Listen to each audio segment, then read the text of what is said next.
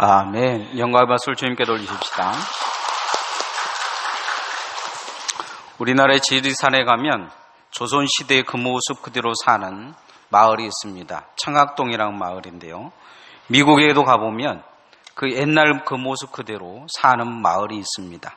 TV도 차도 없이 마차를 타고 신앙생활을 하면서 그렇게 사는 마을인데 아마시라는 마을입니다. 그런데 2006년에 이 아마시 마을의 학교에 정신병자가 총을 들고 들어가서 아이들을 쏴 죽였습니다. 이 정신병자가 아이들을 한 곳에 모아놓고 쏴 죽이는 그런 상황에 두 아이가 아이들에게 그런 이야기를 합니다. 내가 먼저 가서 총에 맞아 죽을 테니까 그 사이에 너희들은 도망가라 이야기를 합니다. 그 중에 첫 번째 그걸 제안한 아이가 가장 나이가 많은 마리안 휘스라는 13살의 소녀입니다. 그리고 그 다음 아이가 그 동생 이 밥이라는 아이입니다. 휘스가 먼저 이 살인범 앞에 서서 그렇게 이야기합니다. 나를 쏴 죽이라. 그러니까 살인범은 여지없이 휘스를 쏩니다. 그러자 그 다음 바비가 또 나타나서 그 앞에서 나를 먼저 쏘라고 나타납니다. 그 사이에 두 아이를 총을 쏘는 사이에 다른 아이들이 피해서 살아나게 됩니다. 범인은 충격으로 그 자리에서 자살합니다.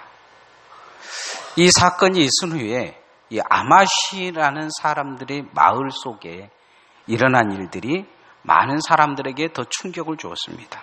또한 감동을 주었습니다. 이 아마시 사람들은 그 살인범의 집에 가가지고 그 가족을 위로합니다. 부인을 위로하고 자녀들이 있는데 자녀들의 남은 삶을 책임져 주겠다고 이야기를 합니다. 또한 장례식을 치러줍니다. 아마시 마을 사람들의 절반이 이 살인범의 장례식에 참여해서 같이 예배를 드려주고 장례를 치러줍니다. 전국에서 이 아마시의 사건을 위로하기 위해서 위로금을 보내고 정부에서 도와줬는데 그 비용 중 일부를 가지고 이 살인범의 장례식을 그 비용으로 치러주고 남은 돈을 위로금으로 그 가족에게 전달해 줍니다. 이 일이 미국 사회에 충격을 줍니다. 아이들 중 가장 많은 그 상황에서 많이 먹은 아이인 휘소와 동생 바비가 다른 아이들을 살리기 위해서 총에 맞으려고 생각하고 총을 막아서면서 다른 아이들을 구해준 것과 또 살인자의 집에 가서 그들을 위로하고 그 장례식을 치러주고 남은 사람들이 살 수 있도록 위로금을 제공해준 이 아마시 사람들의 신앙에 대해서 깊이 다시 한번 생각해 보게 합니다. 그들이 이렇게 산 것은 하나님의 말씀이 그들에게 적용되어져 있기 때문입니다. 예배를 허투루 드리는 게 아니죠.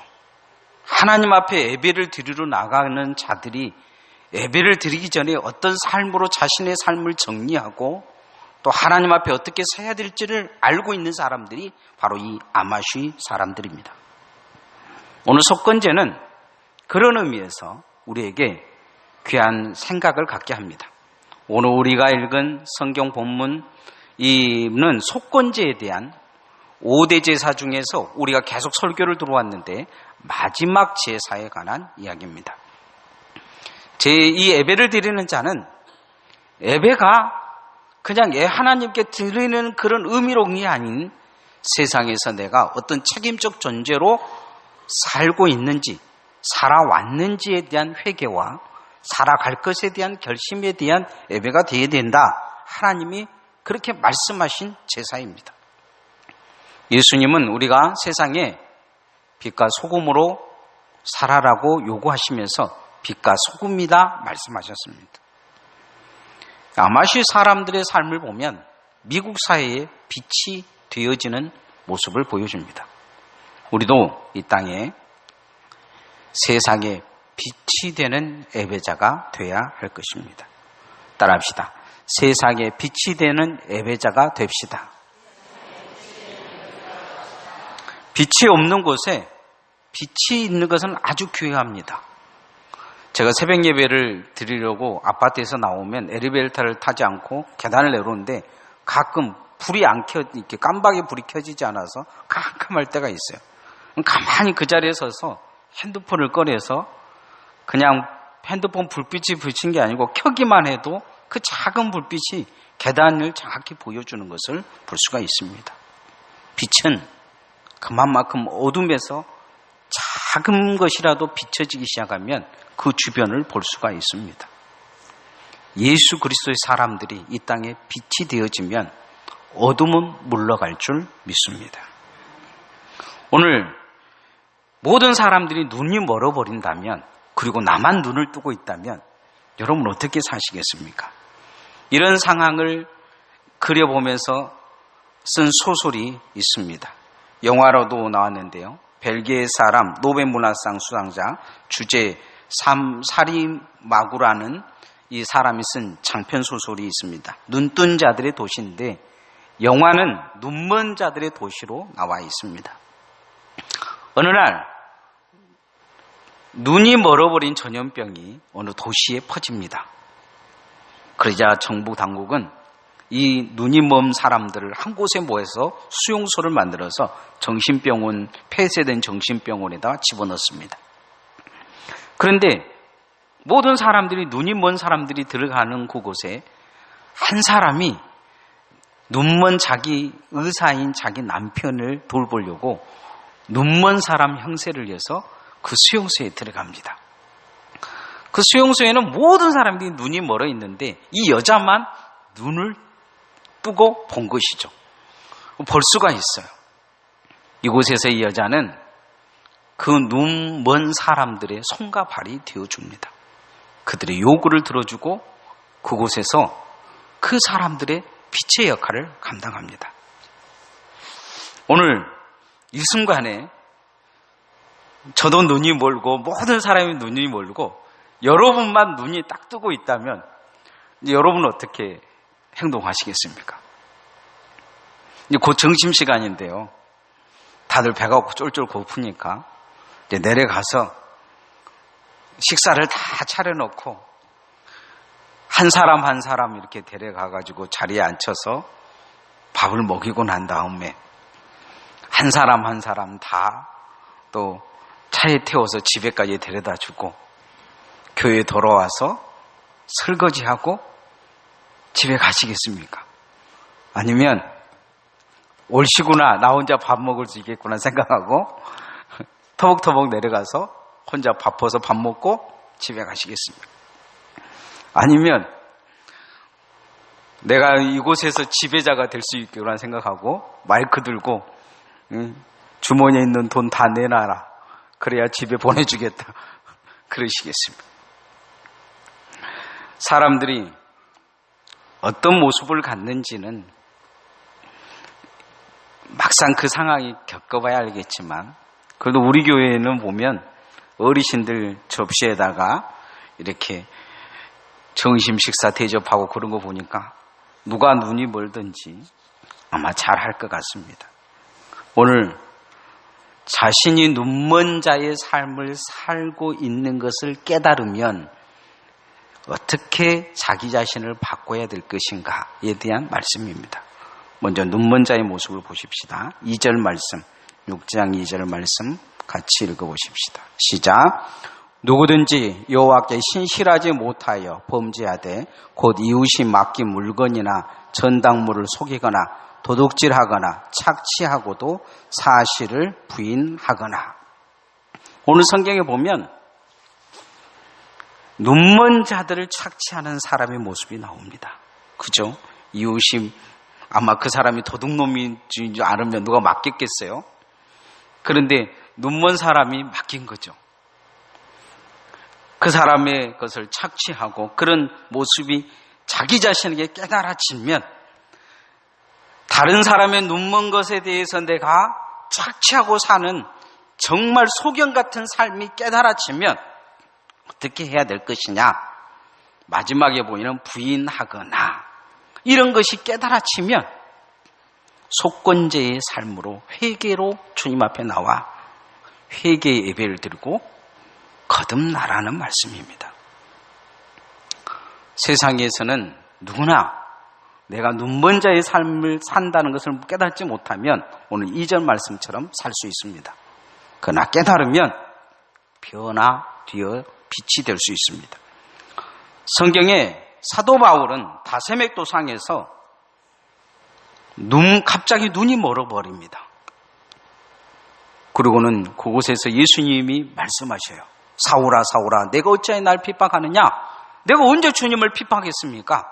그렇게 막 이야기를 합니다.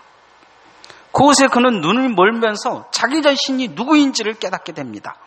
지금까지는 사람 죽이는 것이 잘한 건 줄 알았어요. 예수 믿는 사람들 핍박하고 잘한 것이 잘한 건 줄 알았는데 그곳에서 그는 자기 자신이 눈이 멀어버리는 것을 알게 됩니다. 그러고는 다시 눈이 띄어지면서 그는 자기 자신의 삶을 변화시키려고 하는 것을 볼 수가 있습니다. 스데반을 죽일 때 그는 옆에서 돌을 들면서 그걸 당연시 여겼어요. 자기가 눈먼 자인 줄 모른 거죠. 스데반이 눈먼 자인 줄 알았습니다. 그러나 자신이 눈먼 자인 것을 알고 깨달고 영적 눈이 띄어졌을 때 자신이 빚진 자인 것을 알게 됩니다. 그는 고백하기를 자기가 죄인 중에 괴수였다 이렇게 고백합니다. 그리고는 남은 삶을 어떻게 사느냐? 속건제적인 삶을 삽니다. 빚을 갚은 삶을 사요. 빚이 졌다는 것을 알게 됩니다. 스데반에게 빚을 주고 자신이 핍박하는 자들에게 빚을 주고 죽였던 자들을 빚이 졌다는 것을 알게 돼요. 죽인 자를 어떻게 다시 살리겠습니까? 그래서 남은 삶을 어떻게 사느냐? 죽어가는 영혼을 살리는데 자신의 삶을 최선을 다하는 것을 볼 수가 있습니다.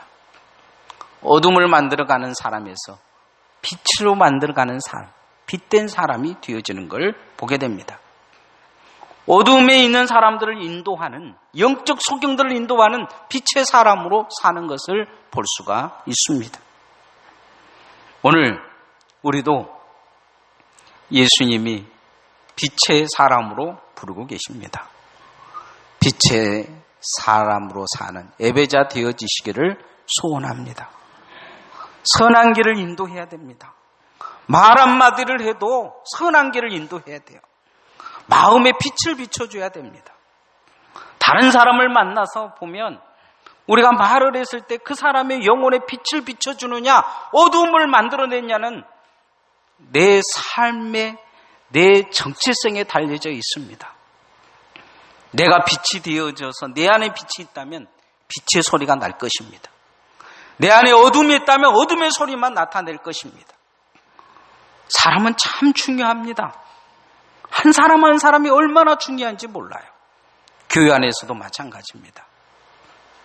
여러분 옆에 있는 사람에게 어둠을 주어주느냐 빛을 주어주느냐는 그 사람의 인생엔 마지막에 많은 결과로 그 사람의 인생을 좋은 곳으로 인도하고 평안한 곳으로 인도하고 축복의 길로 인도할 수도 있지만 그 사람을 저주 가운데도 놓여 놓을 수도 있습니다.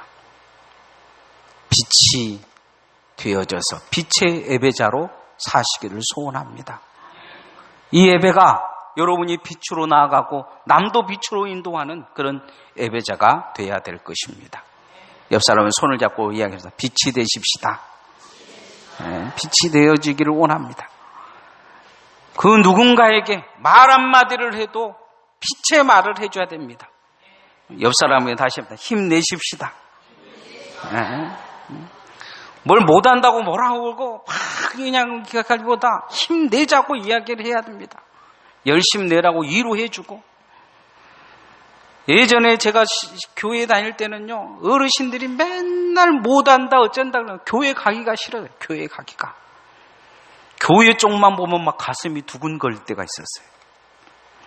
그러나 어떤 분이 제게 위로를 해주니까 교회를 보면 따뜻하더라. 사람의 말 한마디가 교회를 바라보면 위로가 되어지냐, 교회를 보면 가기 싫은 곳이 되어지냐가 달라지는 거예요. 나는 어떤 교회를 만들고 있습니까? 나는 어떤 예수님을 전달하고 있습니까? 우리가 이 땅에 살면서 또 한 가지 소명이 있는데 그건 뭐냐? 소금으로 살아야 합니다. 예배자는 세상의 소금 되어야 합니다. 따라합시다. 예배자는 세상의 소금 되어야 합니다. 이 눈먼 자들의 도시라는 이 영화에 보면 진짜 소경이 그곳에 들어옵니다. 그 소경은 눈먼 곳에 태어나면서 소경이라서 나이 먹을 때가 40살 때까지 소경으로 살았으니까 어두운 곳에 익숙해요.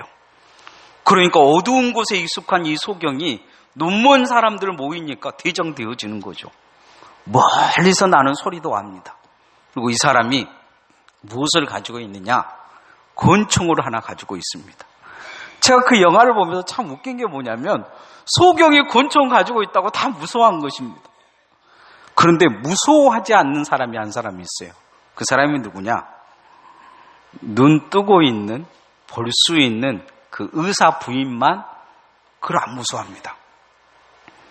나중에 이 소경 악당이 그 배급을 지배하고 그놈을 가지고 매춘도 시키고 마약도 하고 이 눈먼 사람들의 이 공동체를 악의 소굴로 만드는데 어느 날부턴가 반항하는 기미가 생기는 걸 알게 됩니다. 그리고 그 중심에 눈 뜨고 있는 사람이 하나 있다는 것을, 자신을 지켜보고 있다는 사람인 것을 알게 됩니다. 이 소경이 그런 말을 해요.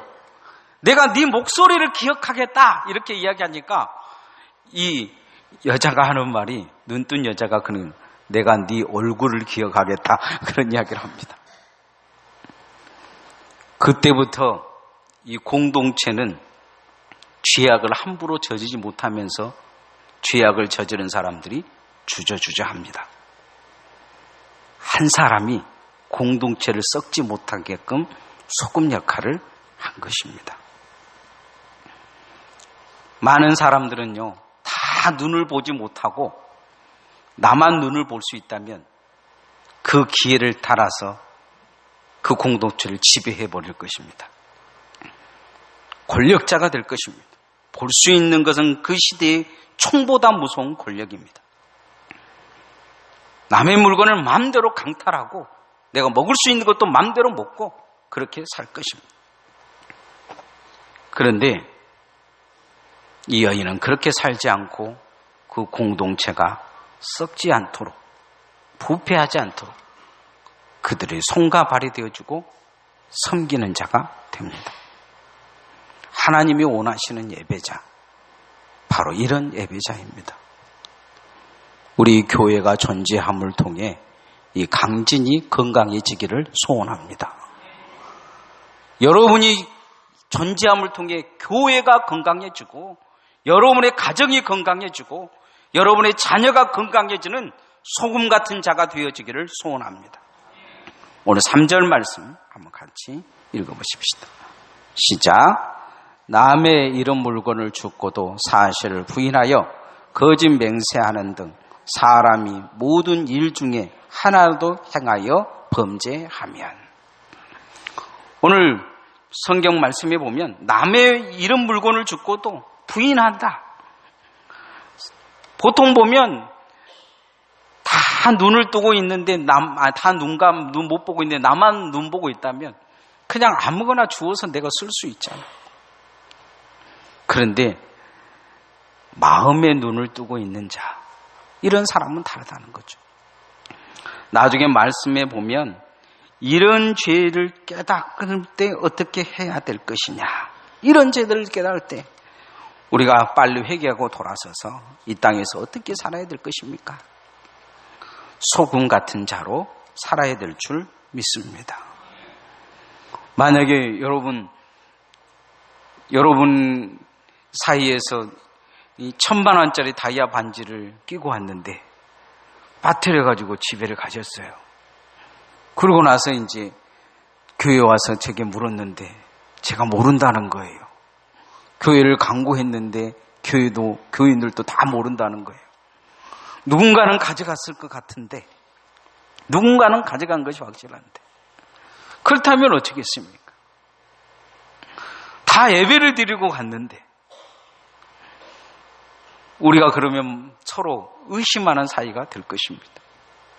어떤 사람은 목사가 먹어버렸는갑다, 그런 생각을 하는 분도 있을 것이고, 분명히 우리 교회에 누가 가져갔을 것이다 하며 의심한 사람도 있을 것이고, 다들 생각에 의심이 가득해서 겉으로 보기에는 부패하지 않지만 마음도 부패하고 생각도 부패하고 믿음도 부패하는 사람들이 되어버릴 것입니다. 우리가 정말 중요한 것은 주님 앞에 내 자신이 정직한 예배자로 내 자신을 회복해 가는 것입니다. 이 예배를 통해서 우리가 그렇게 회복되어지기를 소원합니다. 하나님 앞에 내가 그렇게 살아야 되겠다는 결단이 있어야 됩니다. 마지막으로 예배자는 십자가를 질 줄 알아야 합니다. 따라합시다. 예배자는 십자가를 질 줄 알아야 합니다.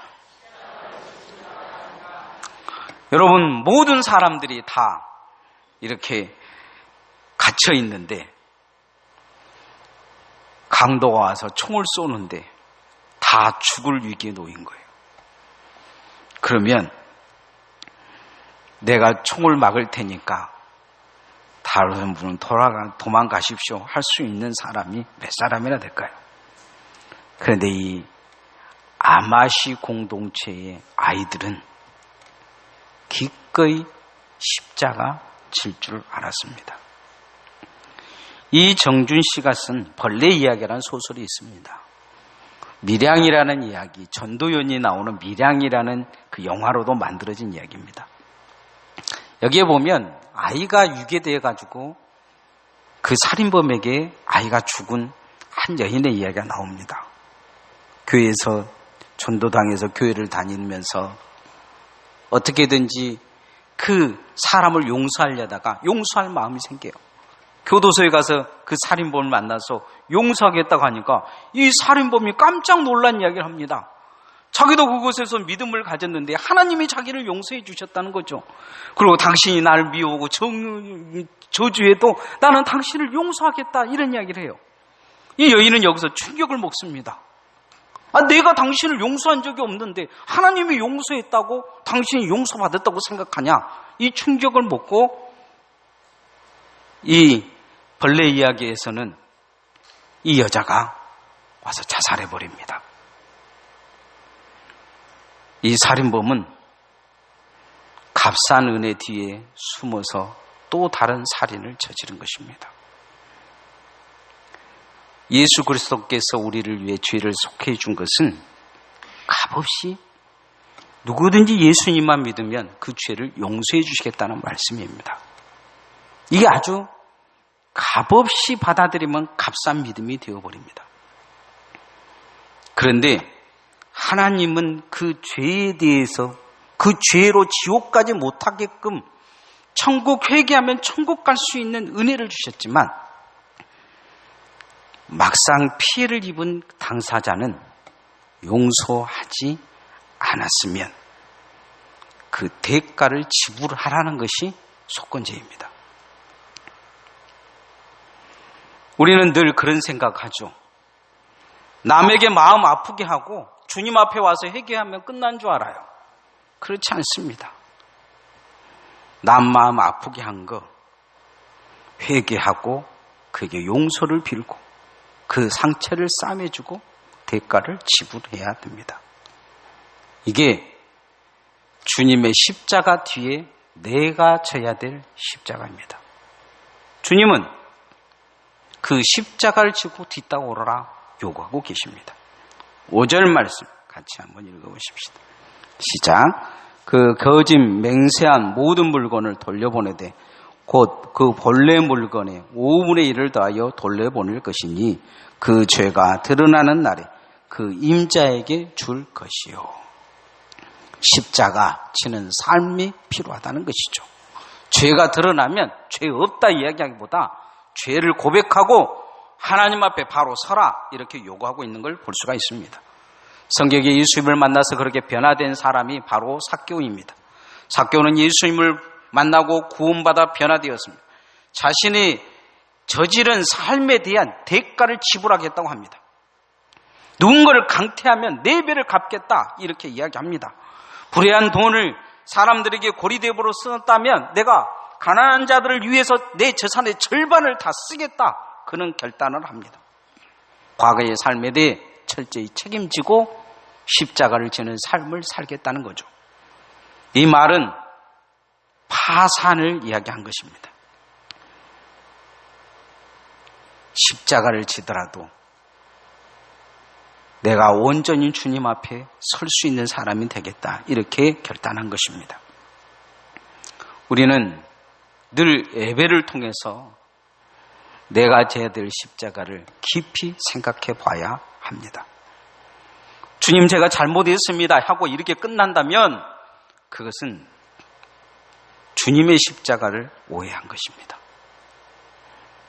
주님은 나를 위해 구원하셔서 십자가 지셨는데 이제 나도 이 땅에서 주님을 위해 십자가 지는 삶을 살아야 될 줄 믿습니다.